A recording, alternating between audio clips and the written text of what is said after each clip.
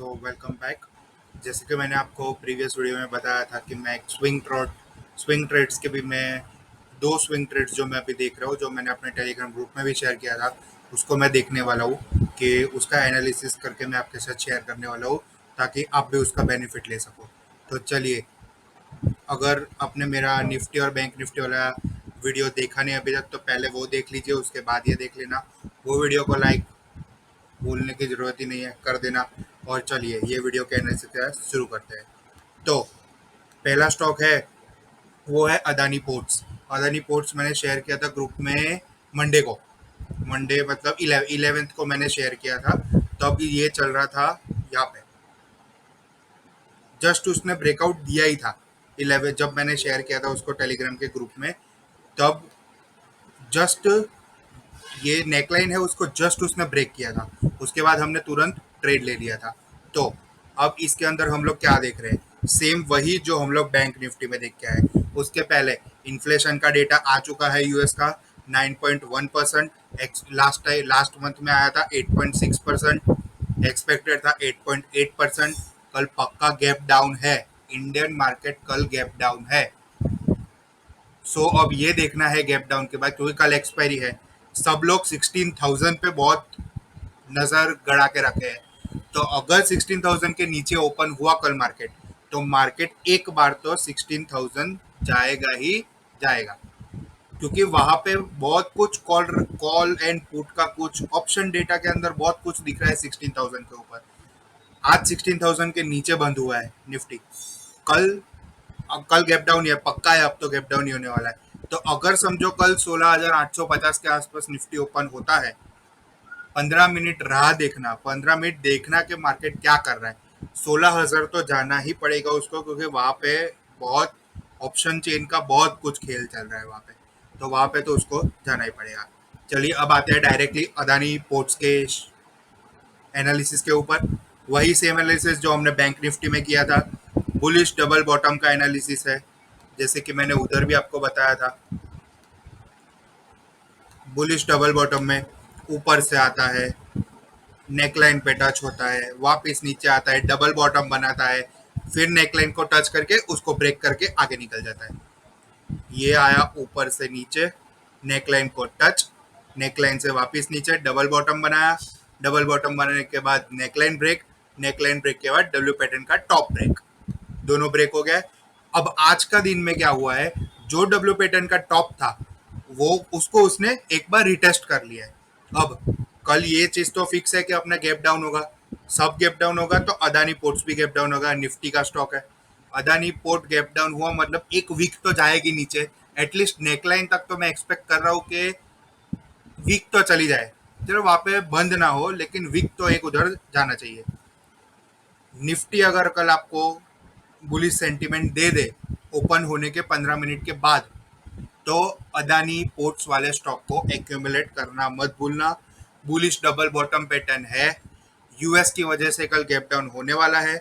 उसकी वजह से हमको इंडियन मार्केट में फर्क नहीं पड़ना चाहिए, लेकिन मार्केट होगा तो गैप डाउन।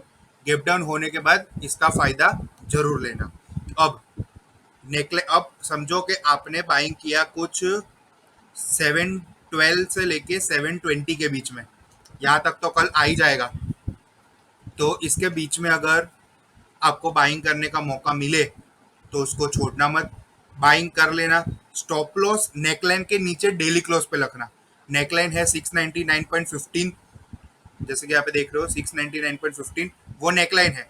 उसके एग्जैक्ट नीचे कुछ 695 के आसपास डेली क्लोज पर स्टॉप लॉस रख लेना, और उसको टारगेट्स के लिए जाना 758.30, 774.70 और 811.35। जितना मेरे को अभी लग रहा है, पहले दो टारगेट तो ये तुरंत छू लेगा, उसको उतना टाइम नहीं लेगा उसमें। लेकिन जो थर्ड टारगेट है, उसके लिए उसको एक, दो और तीन, और ये चौथा चौथा रेजिस्टेंस तक जाना है। अभी पहला तो उसने तोड़ दिया है, और तीन रेजिस्टेंस बाकी है। पहला रेजिस्टेंस है अपना TP1, दूसरा रेजिस्टेंस जो है वो अपना है TP2। उसके बाद वो थर्ड रेजिस्टेंस पे जाएगा जो है अपना TP3। तो उधर तक जाने के पहले पहले दो पड़ाव को क्लियर करना पड़ेगा। पहला पड़ाव पे हम लोग 50% क्वांटिटी एज यूजुअल बुक कर ही लेते हैं। सेकंड पड़ाव के ऊपर अब जो 50% बचा उसमें से 30% बुक कर देते हैं। अब अपने पास सिर्फ 20% बचा, 20% को हम लोग थर्ड टारगेट तक लेके चलते हैं। और जैसे ही सेकेंड एंट्री एग्जिट हो वैसे ही स्टॉप लॉस आ जाता है फर्स्ट टीपी के ऊपर, मतलब 758.30 के ऊपर एसएल आ जाता है और 811.35 का अपना टारगेट बन जाता है थर्ड वाला, जिसको हम लोग उतना बहुत देखते नहीं क्योंकि ऑलरेडी हम 80% क्वांटिटी तो बुक करके चलते हैं। तो 20% में या तो एसएल हिट होगा या तो टीपी हिट होगा, जो भी हिट हुआ वहां पे हम लोग निकल जाएंगे। अगर कोई थर्ड टारगेट पर वेट करना ना चाहे तो वो सेकेंड टारगेट पर बाकी 50% क्वांटिटी जो उसके पास है वो बुक कर सकता है। तो ये हुआ अदानी पोर्ट्स का एनालिसिस। अब हम चलते हैं हमारे सेकेंड एनालिसिस पर। स्नाइपर वॉच लिस्ट के अंदर मैं आप मेरी वॉच लिस्ट भी दे सकते हो। मैंने पहले रखा है इंडिया विक्स, मतलब जो इंडिया का वॉलेटिलिटी इंडेक्स है वो, SGX Nifty, Nifty, bank Nifty, ये सबका दारोमदार चलता है डाउ जोन्स फ्यूचर्स के ऊपर। अब तो ऑयल क्रूड और मतलब crude oil UST slash INR, crude oil 120 तक जाके आ गया था। यूएसटी आईएनआर अभी भी ऑल टाइम हाई के ऊपर चल रहा है। यूएस 10 ईयर यील्ड वो देखना पड़ता है बॉन्ड और स्टॉक मार्केट के रिलेशन की वजह से। डेक्सी, डेक्सी का मेन चार्ट अभी वो है कि वो रिजेक्ट होने वाला था, लेकिन कल पता नहीं उसने एकदम से क्या पंप दे दिया, लेकिन आज वापस रिजेक्शन के मोड पे वापस आ गया है। मैंने ये चार्ट कल ग्रुप के अंदर भी अपने टेलीग्राम चैनल के अंदर भी शेयर किया था कि यहाँ पे चांसेस है कि ये 108 से मोमेंटम लूज कर सकता है और गिरना शुरू कर सकता है। अगर ये गिरा, डेक्सी गिरा, मतलब डॉलर इंडेक्स गिरा, तो शेयर मार्केट्स के लिए ज़्यादा अच्छा है।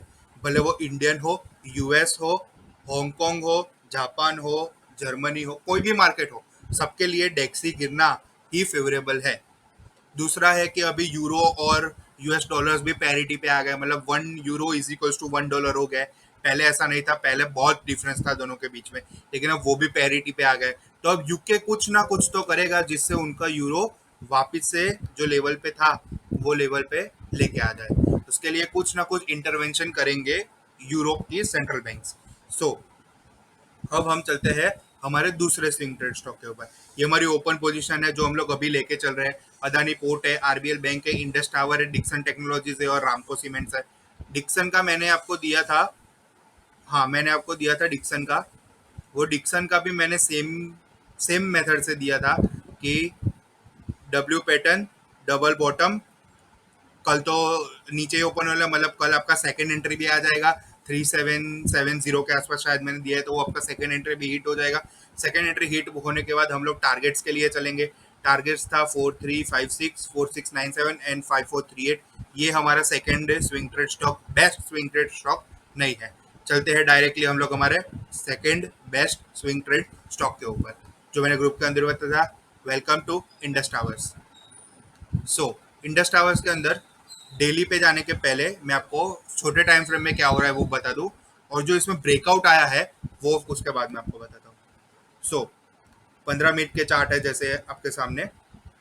इसमें क्या हुआ है पहले तो वो बात, इसमें हुआ है कंसोलिडेशन, कंसोलिडेशन होने के बाद ब्रेकआउट, ब्रेकआउट होने के बाद वापस कंसोलिडेशन। अब इसमें एक चीज गौर करने जैसी है, मैं एक इंडिकेटर ओपन कर देता हूँ जो है 50 MA, 15 मिनट के चार्ट के ऊपर मैंने लगाया है। इसमें हो क्या रहा है वो देखिए। अब इसने 50 MA का तोड़ा, तोड़ा तो पंप मिलेगा, ऊपर की साइड तोड़ा तो पंप मिलेगा, नीचे की साइड तोड़ा तो डंप मिलेगा। अब ये लेवल था 210 के आसपास, इसने तोड़ा 214 जाके आया, वापिस इसने 211 के आसपास तोड़ दिया, वो वापिस 207 जाके आया। अब गैप अप के साथ इसने तोड़ दिया 50 MA। उसके बाद इसने क्या किया, गैप अप के बाद तोड़ा तो उसके बाद उसको कंपलसरी रिटेस्ट करने के लिए आना पड़ेगा। अब इसमें एक चीज क्या हुआ, ये पूरे ब्रेकआउट में रिटेस्ट हुआ ही नहीं कभी भी। देखो यहाँ पे इसने तोड़ा, नीचे आया, नीचे कंसोलिडेशन बनाया, लेकिन 50 MA नहीं छुआ उसने, ये कैंडल पे भी नहीं छुआ, ये कैंडल से तो सीधा ब्रेकआउट हो गया, मतलब 50 MA का रिटेस्ट नहीं लिया। ब्रेकआउट के बाद वापस कंसोलिडेशन शुरू किया। अब इसमें एक चीज अच्छा हो गई कि कंसोलिडेशन के टाइम पे उसने 50 MA का रिटेस्ट ले लिया। अब कल निफ्टी गैप डाउन है, निफ्टी गैप डाउन है, इंडस टावर्स भी गैप डाउन ही खुलेगा। अब कल देखने जैसी बात यह है कि इंडस टावर्स 217.70 के लेवल को तोड़ता है कि नहीं तोड़ता है। अगर ये लेवल टूट गया और कल इंडस टावर्स इसके नीचे ही बंद हुआ तो ये हमारा पूरा ट्रेड सेटअप इनवैलिडेट हो जाएगा।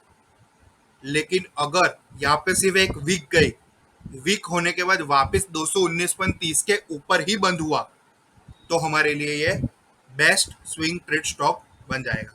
अब मैंने इंडस टावर्स को क्यों सिलेक्ट किया वो देख लेते हैं एक बार। हम चलते हैं वीकली टाइम फ्रेम्स के ऊपर। अब पहले मैं सब ये नॉइजेस पूरा हटा देता हूँ ताकि देखने के लिए अच्छा हो जाए। एक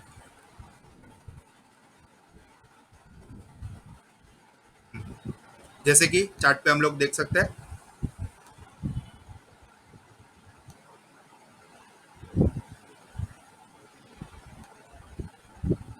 वीकली के जगह पे मैं डेली पे चला जाता हूँ तो और क्लैरिटी के साथ अपन देख पाएंगे। देखिए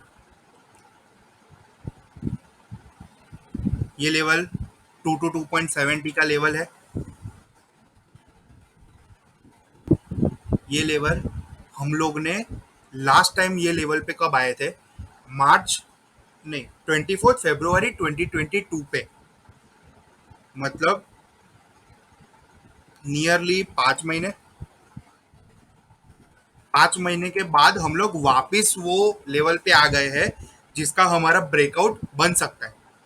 फरवरी, मार्च, अप्रैल, मई, जून और ये जुलाई, 6 महीना, लेकिन फरवरी एंड था, मतलब टोटल 5 ही महीने हुए। 5 महीने का कंसोलिड 5 महीने का ये कंसोलिडेशन ब्रेकआउट होगा। ये जो लेवल है पूरा 5 महीने तक ये स्टॉक ने कंसोलिडेट किया, कंसोलिडेशन के बाद ब्रेकआउट, और कंसोलिडेशन के बाद का ब्रेकआउट जो होता है, और ये छोटा मोटा ब्रेकआउट नहीं है, 1 2 दिन 3 दिन का ब्रेकआउट नहीं है, ये 5 महीने का कंसोलिडेशन का ब्रेकआउट है। जब भी कंसोलिडेशन हैवी कंसोलिडेशन होता है तभी हैवी बाउंस होता है। अब हमारे लिए पास लेवल वो है कि 222.70, ये लेवल को हमको रिक्लेम करना है। ये लेवल के ऊपर हम निकले, ये लेवल को हमने सपोर्ट बनाया, मतलब ऊपर जाएंगे, रिटेस्ट करेंगे तो सपोर्ट कंफर्म हो जाएगा। जैसे ही ये सपोर्ट कंफर्म हुआ, सपोर्ट कंफर्म होने के बाद हम लोग ऊपर चलेंगे, तब हमारे वापस से 3 टारगेट बन जाएंगे। 3 टारगेट हमारे सेम, जैसे कि मैंने ग्रुप में भी शेयर किया हुआ है। पहला टारगेट है 235.45, दूसरा टारगेट है 241.80, और तीसरा टारगेट जो हैवीएस्ट टारगेट है जहाँ पे सीएमई का गैप भी है। सीएमई तो हमारा क्रिप्टो का टर्म हो गया, लेकिन जो गैप डाउन गैप अप होता है वो उसको फिल करने के लिए वापस जाना पड़ता है, उसको बोलते हैं गैप। वो गैप है 263 के आसपास। कहाँ पे है वो भी मैं आपको दिखा देता हूँ। 263 गैप गैप गैप, चलिए वो मैं आपको ग्रुप के अंदर बता दूंगा गैप कहाँ पे है, क्योंकि अभी कैंडल्स मेरे को चेंज करना पड़ेगा थोड़ा। तो 263 के आसपास हमारा थर्ड टारगेट बनेगा। इसमें भी सेम 235 पे हमारा 50% क्वांटिटी बुक हो जाएगा। 243.80 पे अंदर हमारा और 30% बुक होगा। जो चाहता है वो लोग 243.80 के ऊपर ही अपना 100% बेच के बाहर निकल जाए। जो थर्ड टिप है 263, उधर जाने से पहले हम लोग 235.45 के ऊपर एसएल लगा लेंगे, जो हमारा होगा ट्रेलिंग स्टॉप लॉस, और जाएगा हम लोग टारगेट के लिए 263.30 पे, जो मेरे को तो अभी तक तो रियलिस्टिक टारगेट लग रहा है, इतना बहुत है नहीं। क्योंकि अगर निफ्टी ऊपर निकला, निफ्टी 17,200 गया, तो इंडस टावर्स तो आराम से चला गया, क्योंकि निफ्टी में तो उतना ब्रेकआउट नहीं है। इंडस टावर्स में तो 5 महीने का ब्रेकआउट आएगा उसके बाद, तो आराम से सारे टारगेट्स हिट होने के मेरे को चांसेस लग रहे हैं। सो ये हमारे हो गए 2 स्टॉक्स। पहला था Adani ports, bullish double bottom with W pattern breakout plus retest. दूसरा है हमारा इंडस टावर्स, 5 मंथ ब्रेकआउट, अभी कंसोलिडेशन फेज में चल रहा है वापस। 50 MA का सपोर्ट भी ले लिया है। 50 MA का सपोर्ट उसने कंफर्म कर दे, आज तो हो गया है कंफर्म, कल गैप डाउन के बाद वापस एक बार कंफर्म कर ले, तो फिर हम लोग चल रहे हैं हमारी रैली करी है। स्विंग ट्रेड की रैली कभी मिस नहीं करना। ऐसे वीडियोस मैं लाता रहूंगा जब भी मेरे को अच्छे अच्छे स्विंग ट्रेड स्टॉक्स मिलते रहेंगे। अभी तक ये चैनल को सब्सक्राइब नहीं किया हो तो सब्सक्राइब कर दे, ये वीडियो अच्छा लगा हो तो लाइक कर दे। टेलीग्राम के चैनल का लिंक मैं ये वीडियो के डिस्क्रिप्शन में दे रहा हूँ आपके लिए, तो वो भी ज्वाइन कर लेना, क्योंकि वहाँ पे मैं सारे ट्रेड्स के अपडेट्स देता रहता हूँ। और दूसरी बात, ये मेरा एनालिसिस है, ये मैं जो अपने लिए करने वाला हूँ वो है। अगर ये आपको सही लग रहा है तो आप ट्रेड करें। अगर आपको ट्रेड करना हो, मैं फाइनेंशियल एडवाइजर नहीं हूँ, तो आप अपने फाइनेंशियल एडवाइजर के साथ कंसल्ट करने के बाद ये ट्रेड ले सकते हैं। या तो आपको अगर मेरा एनालिसिस अच्छा लग रहा हो और आपको ये सही भी लग रहा हो, तो ये एनालिसिस को आप अपने चार्ट पे भी लगा के फिर देखिए कि क्या हो रहा है, उसके बाद ये ट्रेड भी आप ले सकते हो। बस इतना ही मैं कहना चाहूंगा। धन्यवाद। जय हिंद। लाइक शेयर सब्सक्राइब मत भूलना। धन्यवाद।